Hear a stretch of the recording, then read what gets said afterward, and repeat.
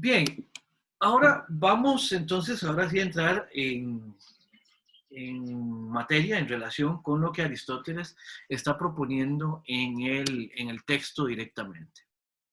Hay algo que es importantísimo en relación con la correspondencia entre epistemología y metafísica. Esa es una correspondencia que nosotros podemos ir rastreando a lo largo de la historia del pensamiento, ¿verdad? De alguna manera ya la podemos ir viendo en Heráclito y en Parménides, en los presocráticos que vimos, en Tales también, en Anaximandro. También podemos hablar de la importancia de esa correlación en Platón, por supuesto, o sea, no cabe la menor duda. Y ahora en Aristóteles va a aparecer en lo que tenemos como el primer libro de la metafísica. O sea, el libro de la metafísica de Aristóteles, vean que arranca con una proposición que es, de alguna manera, epistemológica. Todos los, vamos a decir, seres humanos, para ser un poco más inclusivos, aunque hasta esa frase tiene problemas, pero no importa, todos los seres humanos por naturaleza desean saber. ¿Ya? Vean que esto es epistemológico, hay una tendencia hacia un cierto tipo de conocimiento. Y sin embargo está en un texto que es de metafísica. ¿Qué está pasando aquí? O sea, esto no es epistemología, es metafísica. Bueno, tendremos que ver qué es lo que pasa con la metafísica que hace que el problema del conocimiento tenga importancia metafísica. O sea, pensar la metafísica solo en términos ontológicos nos puede jugar una mala pasada, ¿verdad? Y eso queda claro en el texto de Aristóteles. Ahora, que esté al puro inicio de la metafísica es una cuestión meramente casual porque simplemente este texto, que es un compendio, alguien decidió ponerlo ahí. ¿Ya? O sea, bien pudimos empezar en el capítulo 5, digamos, eso en última instancia no es tan relevante, pero bueno, es una mera casualidad y es en todo caso la primera frase que a ustedes les toca leer de la metafísica para este curso. Por naturaleza deseamos saber y eso reviste una importancia importantísima. ¿Por qué? Porque cuando queremos saber qué es lo que las cosas son, tenemos que preguntarnos cómo es que conocemos esas cosas en tanto que lo que son, ¿verdad? Aristóteles nos dice que por esa tendencia que tenemos los seres humanos al conocimiento es que amamos las sensaciones. Y ese amor en nosotros ocurre de manera natural. Es una tendencia que nosotros vamos a manifestar como seres humanos, como seres racionales. Vamos a tender al conocimiento, vamos a acercarnos al conocimiento, y eso está de alguna manera incluido en nuestra forma de ser. Eso es lo que podemos entender ahí, que por esa expresión que dice que por naturaleza, de una manera natural nosotros tendemos a eso. Aristóteles va a mencionar ciertas cosas, por ejemplo, que las sensaciones visuales son para nosotros las más importantes. Aristóteles lo dice muy bonito, al menos en la traducción lo dice muy bonito, porque es que la visual es la sensación que nos muestra la mayor multiplicidad de diferencias. Esa es una manera muy elegante de decir qué es lo que pasa con la visión. Ahora, ¿por qué las sensaciones son importantes entonces? Porque aportan conocimiento. Y en Aristóteles, el conocimiento que nosotros vamos a generar a partir de las sensaciones, que otra manera de llamarle a ese conocimiento, que es tradicionalmente llamado así, es que conocemos por medio de la experiencia. Esa experiencia aporta conocimiento a propósito de las cosas son. Vean que aquí hay en Aristóteles un supuesto fuerte, y es que lo que las cosas son puede ser transmitido a nosotros y puede ser recibido por nosotros gracias a las sensaciones. O sea, nuestra experiencia, nuestras capacidades sensoriales de conocimiento nos permiten aprehender lo que las cosas son. Ahí hay un correlato fuerte entonces entre lo que la cosa es, su ser, esa cosa, y lo que nosotros conocemos de la cosa. O sea, hay también, de alguna manera, un modelo epistemológicamente optimista en el sentido de que podemos conocer las cosas tal como son. Después esto le podemos meter un montón de explicaciones, muchas sutilezas, mucha filigrana, pero básicamente el modelo funciona así en primera instancia. Ahora, Aristóteles va a ubicarnos en función de ciertos estadios o ciertos pasos, por decirlo de alguna manera, que va teniendo nuestro conocimiento de las cosas, ¿verdad? Para esto va a ser importante empezar con la memoria. Si uno no tiene memoria, si los seres no tuvieran memoria, no podríamos generar esa experiencia.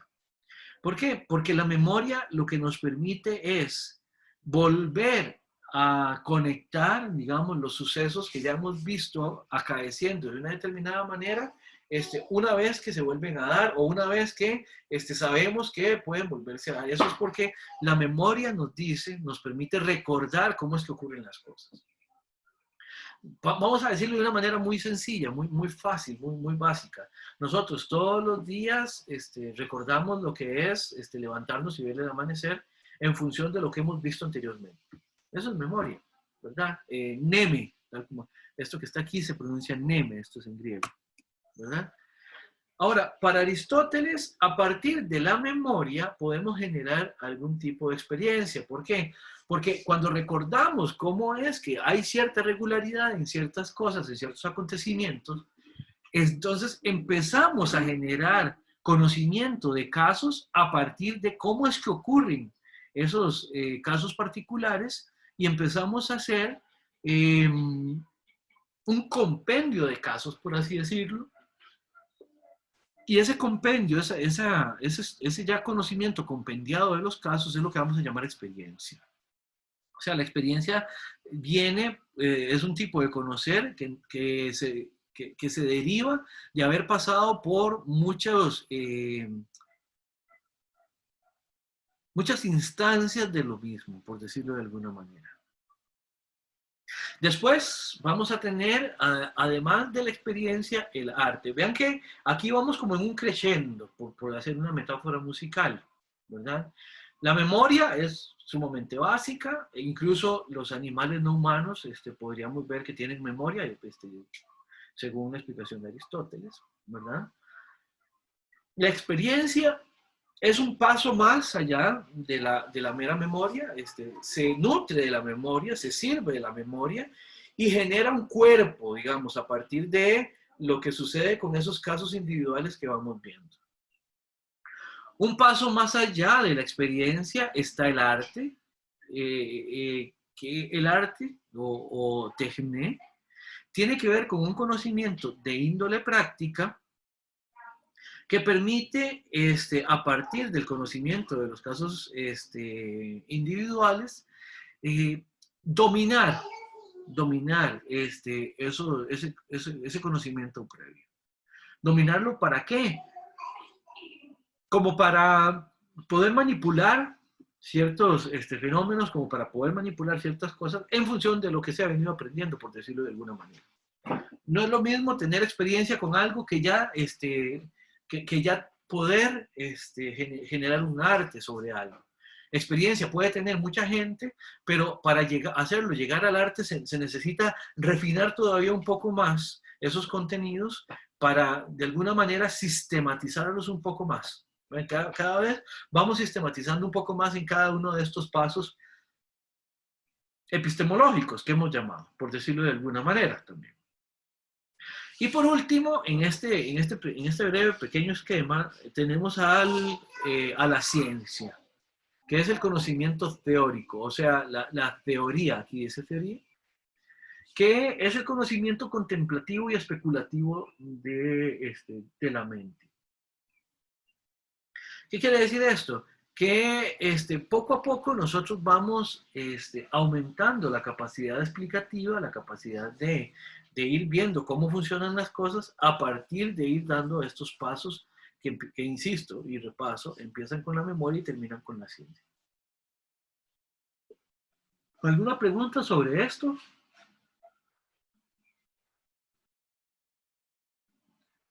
Vean que aquí el esquema es hasta este momento bastante sencillo, ¿ya? Hay maneras más sencillas de conocer, hay maneras más sencillas de referirnos a lo que ocurre a nuestro alrededor y hay maneras más sofisticadas, por así decirlo, más sofisticadas, más avanzadas de ese conocimiento. Profe, Hola. solo una cosa, es que me parece curioso que el arte esté antes de la ciencia. No sé si fue que lo entendí bien, pero digamos, la ciencia sería como la teoría, Sí, pero también para llegar al arte se debe tener un conocimiento teórico para poder aplicarlo. Entonces, no sé si será que lo entendí mal en cuanto a la concepción de arte o si sí está bien así. sí, en ese sentido el arte es conocimiento técnico, práctico. ¿Qué quiere decir esto? Vamos a ver, uno puede ser un técnico de algo y bueno, la distinción que hace Aristóteles la voy a ir adelantando de una vez. Uno puede tener un conocimiento técnico o según la tecné o según el arte de algo, en lo que uno puede ser incluso muy bueno, pero de lo cual uno no puede generar una gran explicación. Ya, qué sé yo, es la distinción, por ejemplo, la distinción que hace Aristóteles es que quien tiene el arte puede cumplir procedimentalmente con algo, pero quien tiene ciencia lo puede explicar además. Es más, ni siquiera necesariamente quien tiene ciencia puede ser eficientemente eh, un, eh, alguien bueno en el conocimiento práctico, ¿ya? Sino que el conocimiento teórico es simplemente lidiar con la explicación de las cosas a partir de las causas generales que están atravesando eso que estamos explicando. Por su parte, el arte, el conocimiento técnico tiene que ver con poder con algo. Siempre, vean, miren cómo me ha servido este ejemplo. Mi abuelita me enseñó que los árboles de papaya se pueden capar. No sé si ustedes habrán escuchado alguna vez eso. Si ustedes son de campo, al rato ustedes pueden haber escuchado eso. Capar un palo de papaya es que los palos de papaya tienen un pequeño inconveniente y es que se hacen muy altos. Y al hacerse muy altos, ya hay un problema para recoger la papaya. Capar un palo de papaya se supone que lo que permite es que el palo no crezca más y que entonces las papayas queden a una altura que sea más cómoda de recoger y además donde haya menos problemas de que su caída las estropee. Y ella me enseñó que capaz es tomar el árbol cuando ya está en un determinado tamaño y atravesarle un cuchillo cerca de la base, cerca de donde está el suelo, pasarle un cuchillo de lado a lado y después, así como en cruz, volver a pasarlo. Un par de heridas, eso impide que el palo crezca más, aun cuando no impide que el palo sí dé fruto. Ahora, mi abuelita tenía ese conocimiento, porque mi abuelita era de campo, y lo tenía a un nivel de tecné. ¿Por qué? Porque si yo le preguntaba a mi abuelita cuáles eran las razones y que me explicara ya un poco más a profundidad por qué el palo de papaya no crecía aun cuando podía seguir dando frutos, y mi abuelita no podía darme la respuesta. De repente esa respuesta la tiene que dar alguien que ya tenga conocimientos botánicos, biológicos o lo que sea. Por eso para Aristóteles la ciencia está por encima del arte, porque en el arte usted puede llevar a cabo un procedimiento sin necesariamente poder dar cuenta de lo que está atravesando ese proceso mismo. No sé si con eso le queda un poco más claro, por lo menos cómo es la distinción en Aristóteles. Muchísimo más claro, profe. Muchas gracias. Ah, qué dicha, pura vida, pura vida. Bien, ¿alguna otra pregunta? Profe, Dígame. yo lo que estaba pensando en que, bueno, yo lo tomé como de alguna forma también es como caminar. Cuando uno está pequeño, uno ni siquiera puede recibir de alguna forma un concepto que le diga a uno cómo caminar. Simplemente uno con la práctica o bueno, haciéndolo en algún momento usted llega a caminar. Usted nadie le dice que para moverse tiene que mover un pie tras otro. De alguna forma lo agarré yo así. No sé si está bien o mal. Vamos a ver, ahí el asunto es cómo se puede explicar ese proceso mediante este esquema, ¿verdad? No, Eh, entre el arte y la ciencia, decía yo. Entre el arte y la ciencia. Ujú. Eh, Sí, vamos a ver, caminar es el hacer. Ya, uno camina y uno no necesariamente puede, no sabe explicarlo. ¿Ya? Y la teoría, la contemplación, la especulación de la mente lo que hace es poner en explicación lo que podemos hacer en el efectuar la acción. Esa distinción sí sería así, claro, efectivamente. De hecho, muchas gracias por el ejemplo. Bien, ahora veamos algo más. Cómo esto tiene relación también con la metafísica. Si ustedes recordarán, en las clases de las nociones generales, yo les decía que la metafísica se le podía llamar también filosofía primera, y que era la primera precisamente por el tipo de conocimiento que buscaba y por la importancia que revestía ese tipo de conocimiento. Bueno, cuando hablábamos de eso, cuando estábamos en las nociones generales, realmente estábamos hablando de Aristóteles, porque esa noción de la filosofía primera en su importancia o en sus contenidos es de Aristóteles, ¿verdad? Entonces, la filosofía primera, lo que podríamos entender como metafísica, a mí me gusta más la noción de filosofía primera, o sea, este curso podría llamarse Introducción a la Filosofía Primera. Sería un nombrazo para el curso, por supuesto, ¿verdad? Es que, porque como primera se refiere a ciertas cosas que están en el fundamento, a partir de lo cual podemos explicar, entender y saber qué son las cosas. Por eso es que para Aristóteles la filosofía primera es la ciencia, ojo la ciencia, el conocimiento del que hablábamos en la lámina anterior, es la ciencia acerca de ciertos principios y ciertas causas. Ustedes recordarán que principios es una palabra que yo les he dicho durante lo que llevamos del semestre, que tienen que tener muy clara en este curso. ¿Ya? ¿Se acuerdan que era un principio? Alguien que me lo refresque, así, rápido. ¿Qué es un principio? ¿Alguien? La causa primera. La causa primera es un principio. ¿Y cuál es la definición de principio que habíamos dado en el curso? ¿Qué es un principio?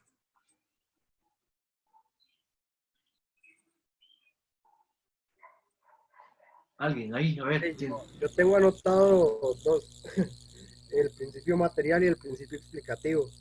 Esas ya son clasificaciones, pero ¿cuál es la definición de principio? Perdidísimo, entonces. No, ni tanto, pero ¿cuál es la definición? Podemos decir, el principio es algo que explica cómo es, Algo que explica, ajá, o sea, que algo sea. No. ajá. Pero no se acuerdan de la definición. Se las he dicho varias veces. Aquello donde se origina algo. Efectivamente, esa es aquello a partir de lo cual se origina, se genera, se viene, otra cosa. Efectivamente, esa es la definición del principio. Entonces, la filosofía primera va a ser la ciencia acerca de esos fundamentos que permiten otras cosas y obviamente entendiendo ciertas causas en relación con eso. Recuerden que la causa era aquella cosa que, la causa es aquello que en estando presente genera necesariamente otra cosa. Jacob pone en el chat que el arjé era, que era el principio. Sí, el arjé es un principio. Ahora, ¿cómo definimos principio? Eso era lo que les estaba diciendo, esa era la distinción. Ahora, el punto es, esta filosofía primera, Aristóteles también la va a definir, la va a entender como una sofía. Sofía como sabiduría, ¿verdad? Y en este sentido, la acepción de conocimiento a la que nos está acercando Aristóteles es que la filosofía primera, la teoría, esta contemplación de la que también mencionábamos en la diapositiva anterior, tiene que ver con que es lo que nos permite conocer por las causas. Lo que nos permite no solo saber qué es lo que pasa con un palo de papaya cuando le hacemos un procedimiento, sino además saber, por ejemplo, por qué es que ocurre eso con el palo de papaya. Eso ya es un paso más, es sabiduría, es ir hasta lo más fundamental, hasta las últimas consecuencias en el conocimiento. En este sentido, ¿qué aportan las sensaciones? Las sensaciones generalmente vienen del conocimiento que generamos al lidiar con las cosas en particular, al vernos enfrentados a las cosas, ¿verdad? O sea, la sensación es ese efecto que genera sobre nuestros sentidos el tener un intercambio con las cosas. Y la teoría es esa contemplación. Ahora, ¿cuál es la diferencia? Bueno, más bien, ¿qué es lo importante aquí con la teoría? Que la teoría es un conocimiento que se busca por él mismo y se distingue de las artes productivas. Por ejemplo, una teoría es distinta a, por ejemplo, el conocimiento práctico con el que uno genera un producto. Por ejemplo, para Aristóteles, los conocimientos prácticos que sirven para hacerle frente a las necesidades, por ejemplo, saber hacer zapatos, saber confeccionar ropa, todo eso es muy importante. Y él lo llama conocimiento productivo, precisamente porque de él salen cosas que denominamos productos, que en el sentido tangible también, en el sentido concreto. Pero para Aristóteles, las cosas contemplativas son todavía más importantes porque las cosas que son necesarias se buscan por algo que no son ellas. O sea, uno busca los zapatos porque le sirven para ponérselos en los pies. No porque los zapatos en sí mismos sean ya de suyo algo que vayamos a buscar. Haciendo esta analogía de esa manera, la teoría, el conocimiento especulativo, el conocimiento reflexivo, se busca por sí mismo. Y aquí hay una noción que es muy importante. Para Aristóteles, aquello que se busca por sí mismo y no por otra cosa, señala que ese algo que se busca es muchísimo más perfecto. Siempre, siempre. Y esa es una noción muy interesante en Aristóteles, lo vamos a ver en su propuesta ética también, pero aquí también está, en su propuesta de conocimiento y en su propuesta de cómo nos relacionamos con las cosas, cómo producimos las cosas. Si algo se busca para satisfacer una necesidad, por ejemplo, entonces eso se convierte en un medio para un fin que no es el mismo. En cambio, el conocimiento teórico se busca por sí mismo, el conocimiento de las causas se busca por sí mismo, independientemente de que se pueda utilizar o no en alguna cosa. Y eso lo vamos a encontrar ya en esta parte del texto de Aristóteles. ¿Alguna pregunta con esto? Vean que por eso es que Aristóteles hace el crescendo del que les hablaba anteriormente. Entre más se lleguen a conocer las causas, más importante, mejor tipo de conocimiento es. Y por supuesto, eso también indica que es más raro. Esto lo vamos a ver con la lámina que sigue. Vean que aquí, en relación con la sabiduría, esa Sofía que estábamos hablando anteriormente, va a aparecer también la figura del sabio o el sofos. Vamos a ver. El sabio en este sentido, dice Aristóteles que en cierto modo conoce todas las cosas. ¿Por qué? Porque las conoce en el sentido de que lo que él explica es las causas y los fundamentos. Y al final de cuentas, eso es lo que hace posible que todo sea. Por eso es que Aristóteles dice que el sabio, de un cierto modo, ¿verdad?, conoce absolutamente todas las cosas, porque puede referirse a ellas a partir de sus causas, a partir de lo que está ahí necesariamente causando. Luego, el sabio también conoce en general, ¿qué quiere decir esto? Que el conocimiento particular es importante, pero no nos podemos quedar con él. Por eso es que de la técnica, de la experiencia y de la técnica, tenemos que dar el salto a la episteme, a la ciencia. ¿Por qué? Porque ese es el conocimiento mejor en sí mismo. El conocimiento particular, insisto, es muy productivo, es importante, pero no es para Aristóteles el mejor. Otra cosa es que el sabio es sabio porque puede dar las explicaciones ya que conoce por las causas, dice Aristóteles, ¿ya? De repente no puede resolver un problema práctico, pero sí puede dar las explicaciones causales a partir de las cuales eventualmente se pueda conseguir el resolver el problema práctico. Por eso para Aristóteles la sabiduría es el mejor tipo de conocimiento. Por eso es que este conocimiento, ¿verdad?, se busca en función de sí mismo. Esto nada más lo estoy reiterando. Ahora, tiene una característica y es que como es un conocimiento tan general, es el más general que podemos buscar. Entonces, tiene una peculiaridad y es que es difícil de conocer, ¿verdad? Porque es el conocimiento que nos permite llegar a lo universal en grado sumo, ¿verdad? Y esto es crucial, ¿verdad? Ya esto lo hemos venido viendo desde los presocráticos, cómo es importante llegar al conocimiento más general a partir de la abstracción, ¿verdad? Eso lo vimos desde Tales hasta Heráclito, hasta Parménides. Eso es crucial, es importante, y para Aristóteles también está.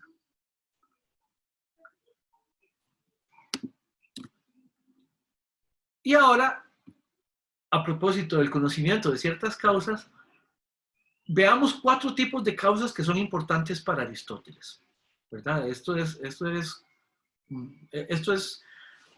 casi que de manual. Esto aparece casi que en todos los libros que ustedes puedan consultar, de historias del pensamiento, de introducciones a la filosofía, lo que sea. Muy bien. Vamos a ver, empecemos por la pregunta material. Ya, la pregunta de la materia por la cual está hecha la cosa se parece un poco a la pregunta que tenían los presocráticos, ¿se acuerdan? Los físicos, que se preguntaban cuál era el principio material, el arjé, ese arjé material a partir del cual podemos explicar las cosas. Por eso Tales propuso que era el agua, y otros propusieron que eran los átomos, y otros propusieron que eran las homeomerías, y así las propuestas son muy diversas, ¿verdad? Aristóteles reconoce que ese abordaje de parte de los presocráticos es un abordaje adecuado, importante. Pero dice Aristóteles, el problema es que no nos podemos quedar en eso solamente, no nos podemos quedar solamente en el principio material, porque el principio material es importante para explicar las cosas, pero no es suficiente. Sin embargo, es un tipo de causa. ¿De qué están hechas las cosas? Ese material del cual está hecha la cosa causa que la cosa esté ahí, que la cosa sea. Luego podemos ver la causa que podemos llamar la entidad o esencia, que nos pregunta qué es la cosa, pero en función de cómo es que la podemos definir, como cuando yo les hacía el ejemplo y reiteradamente de cuando definimos qué es una silla. Cuando tratamos de decir qué es una silla, esto es lo que estamos preguntando. ¿Cuál es la entidad de la cosa? A partir de ahora también podríamos recordar aquello de que acá lo que estamos preguntando es qué es lo que hace que una cosa sea esa cosa que es. ¿Qué es lo que hace que una silla sea una silla? ¿Qué es lo que hace que una computadora sea una computadora? ¿Verdad? Eso también hay que ahondarlo, pero es otra de las causas que Aristóteles ha mencionado. Otra causa que es importantísima es la causa agente o la causa eficiente. La causa agente o causa eficiente es, tal como lo dice Aristóteles, es aquello donde proviene el inicio del movimiento. O sea, es de dónde se genera el hecho de que la cosa pueda llegar a ser lo que es. El ejemplo típico, clásico de esta causa, de la causa eficiente, es cuando nosotros tomamos una materia, o sea, la causa material de algo, y introducimos en esa materia una conformación determinada. Por ejemplo, si tomamos un trozo de madera y con él generamos una escultura. La causa material es la madera de la que está hecha la cosa, y la causa eficiente es aquel o aquella que talla la madera para que quede hecha una escultura en este caso. ¿Se entiende? Y la causa final, que es importantísima en Aristóteles, es aquello hacia lo cual la cosa tiende. O sea, vamos a ver, es por así decirlo la finalidad. Una estatua puede ser para rememorar una personalidad, puede ser para expresar un cierto tipo de sensibilidad, por ejemplo, simplemente una expresión artística en general. pero siempre tiene una intencionalidad, un hacia dónde va, un por qué va para allá, por qué esa estatua es de esa manera. Bueno, porque su intención o la intención de la gente era que sirviera para... ¿ya? Y esa finalidad es importantísima en Aristóteles. Aristóteles básicamente, cuando hace el recuento de las causas anteriores a él dice, bueno, los anteriores andaban bien orientados cuando preguntaron de qué están hechas las cosas o cosas por el estilo. Pero a ninguno se le ocurrió la causa final. Así que por así decirlo, esto es lo que yo propongo y con esto ya queda cerrada la explicación.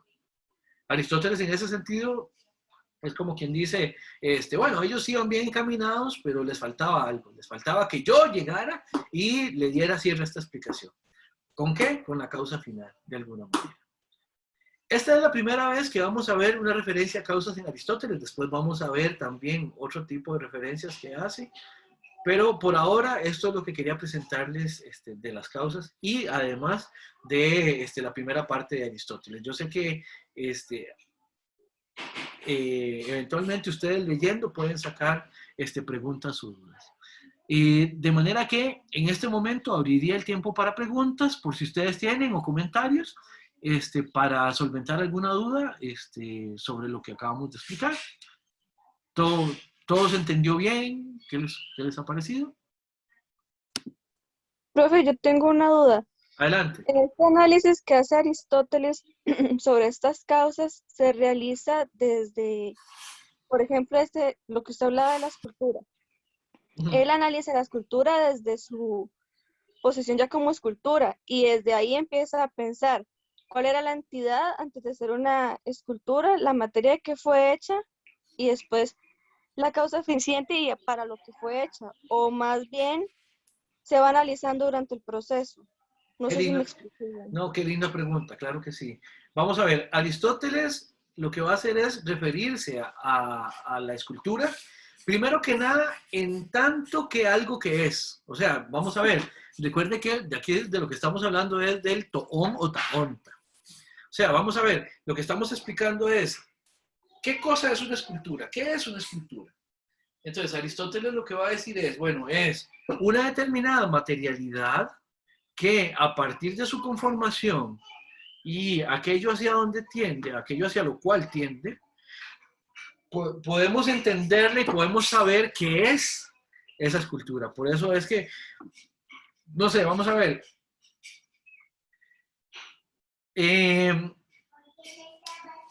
Si ustedes pasan estos días por la rotonda de Zapote, van a ver que volvieron a colocar las esculturas que estaban ahí antes de que intervinieran la calle, ¿verdad? Entonces, ahora yo me refiero a estas esculturas y porque ustedes entienden y porque ustedes saben, en este caso, porque están entendiendo, aquí está la correlación entre lo que entendemos, entre lo que conocemos y lo que las cosas son, ustedes pueden ubicar ahí, cuando pasen por la rotonda se van a acordar de mí. ¿Por qué? Porque yo les voy a decir, ojalá que puedan verlas y fíjense en esas esculturas. Cuando ustedes saben que es una escultura, porque ustedes saben que es una determinada materialidad adecuada a una determinada conformación por una finalidad determinada que la hace ser lo que es y no otra cosa, ustedes no van a confundir esas esculturas con la calle, por ejemplo. ¿Por qué? Porque pueden distinguir precisamente una cosa de la otra. A partir de, entre otras cosas, estas causas que están ahí en cada una de las cosas que son lo que son. Están ahí en la estatua de una manera determinada y están también en la calle de otra manera determinada que nos permite, entre otras cosas, distinguirlas como seres distintos. No sé si con esto me explico un poco. Listo, profe, gracias. Perfecto. ¿Alguna otra pregunta? Vemos aquí, hay alguien en el chat. Dice, a ver, profe, ¿podría poner la diapositiva anterior un momento? Claro, con muchísimo gusto. Ahí está. Listo, Gabriel. ¿Alguna otra pregunta? ¿Comentario? No. Bueno, entonces dejo de grabar en este momento.